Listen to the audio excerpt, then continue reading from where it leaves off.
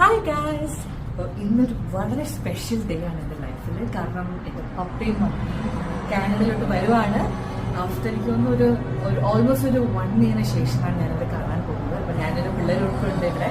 ഞങ്ങൾ ഒരുമിച്ച് എയർപോർട്ടിലേക്ക് പോവുകയാണ്. അതിപ്പോൾ കുറച്ച് നേരം കഴിയുമ്പോൾ ലാൻഡ് ചെയ്യും. പിന്നെ ഒരു ചെറിയൊരു സർപ്രൈസ് ഒക്കെ കൊടുക്കാൻ വേണ്ടി എന്നെ വെച്ചിട്ടുണ്ട്. അപ്പോൾ നമുക്ക് എയർപോർട്ടിലേക്ക് പോവാം. കമാൺ.